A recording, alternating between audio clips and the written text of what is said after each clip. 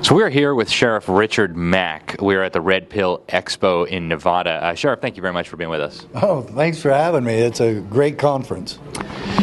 So you have done some amazing things in your life, and I know we could talk for hours, but first of all, I want to know, what is the status now with the effort to create a nation full of constitutional sheriffs? How much work do we still have left to do?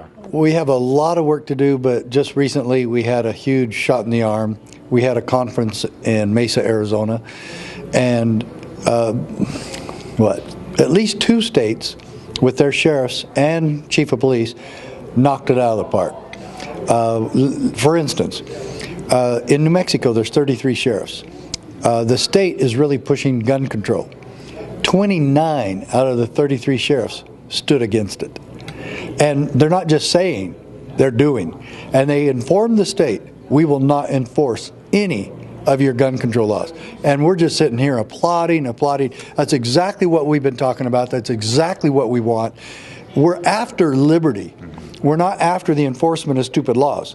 And any sheriff looking at that knows it's contrary to his oath of office, completely contrary to the state Constitution of New Mexico, and contrary to the Constitution of the United States, Second Amendment.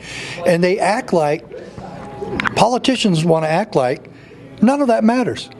How is it that we as law enforcement officers and sheriffs take an oath to uphold and defend, protect, and preserve the United States Constitution, and we don't have to keep it? We don't have to do it. It's the supreme law of the land. We don't have to enforce it. We swore an oath. We don't have to do it. And here's the New Mexico sheriffs, Republican and Democrat alike, working together to preserve and defend the right to keep and bear arms of the people of New Mexico. Well, we gave the Sheriff's Association of New Mexico the Association of the Year Award for the CSPOA. And then we bounce over to the Northwest, and Sheriff Bob Songer was the Sheriff of the Year because he led an effort with sheriffs there to say the same thing to the state legislature and to the people, because the people voted in an initiative, a voter referendum, to establish more gun control for the state. And they said, nope, we're not going to enforce it. And then Chief of Police Loren Culp from Republic, Washington, now he's written a book about this, and he's running for governor because he stood along with his city council and mayor saying we will not enforce it in this city and in this jurisdiction. And so he got Chief of Police of the Decade. Oh, nice. Yeah, because no other chiefs of police have been doing this. And then there was another chief of police in Washington that did it also, Chief Morningstar. So you would think, it sounds like everything's going great. We've even had sheriffs in New York stand against Governor Cuomo there to stop gun control. He threatened to remove them from office.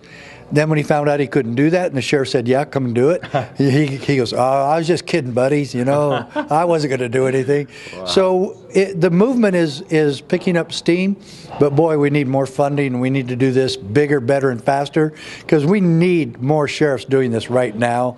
And we're proud of the Utah sheriffs who have been doing this already. Sheriffs, 28 of the 29 sheriffs did this 3 years ago in Utah. Mm-hmm. And there's been other sheriffs doing this all over the country, and it hasn't been just the Second Amendment. It's been all sorts of issues. In fact, Sheriff Brad Rogers from Elkhart County, Indiana, about 6 years ago, stood against the FDA, who was going after an Amish farmer who refused to cooperate with the FDA. I mean, he cooperated with them a bunch of times, but they kept harassing him, coming back and doing spot inspections. Now, you know as well as I do, what's wrong with a spot inspection? It lacks probable cause. It lacks due process.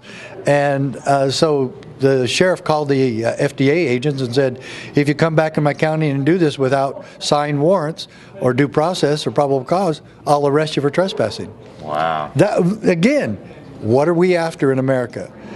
Protecting liberty for every individual. And that's been lost for some reason in the middle of all this political correctness and the political infighting between the stupid Democrats and stupid Republicans. And is there anything that has ever proven to us now, more than ever, that Washington, D.C. is irrelevant when it comes to liberty, and that we've got to do it locally? How do we take back freedom in America? County by county, state by state, one sheriff at a time. And so what about a sheriff who's kind of on the fence, like, yeah, I do remember my oath, and I do remember the words shall not be infringed, but, like, you know, the people's representatives voted this gun control. What do you say to them? Why should you stand for your oath rather than a statute that some politicians passed? Well, get trained and come to one of our seminars, and we'll show you the evidence. I'll show the evidence to anybody in this country. If you want to say no after that, that's still your problem. But I'll show you absolute proof that the sheriff is the ultimate authority in his county, that he has an obligation to stand for freedom, and that he is America's last great hope.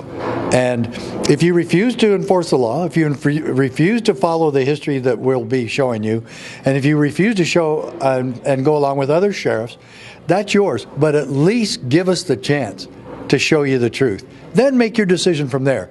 But just to go along to get along and do nothing, no. Get off the fence. Very good. And so there's reports out there now that Mr. George Soros has been getting involved in some sheriff races. Have you heard anything about this? Do you have any concerns? Why do you think Mr. Soros might be looking to hire himself some sheriffs? Because he knows that the sheriffs are independent. And some states know that too, and they've tried to diminish the role of the sheriff because of that. They want state police, police state. Oh, right. Same thing. Same thing, right? Yeah. They want police that will follow orders. And the sheriff is so independent because he answers only to the people, and that's why we're a constitutional republic. Mm-hmm. The sheriff exemplifies that because the people elect him, and he does their bidding and their will when it's within the Constitution. The sheriff, even if all his citizens ask him to violate the Constitution, he can't do it because he took a solemn oath. And to qualify as sheriff, he had to take that oath. Without that oath, he can't take office. So keep your word, keep your oath, follow the Constitution, and remember, what are we after in America? Liberty. Put liberty first and not the enforcement of stupid laws. Very good. And Sheriff, where do people find out more, and how can they get involved? What's your website? Yeah, we want everybody to become a member, okay, because we really need that for funding. Even non-law enforcement? Oh, yeah, citizens. This is a real citizens with law enforcement organization, okay? So, yes, citizens can join, absolutely. Do so at CSPOA.org, stands for Constitutional Sheriffs Peace Officers Association. Excellent. Sheriff, thank you so much for what you do. Oh, thank you, too.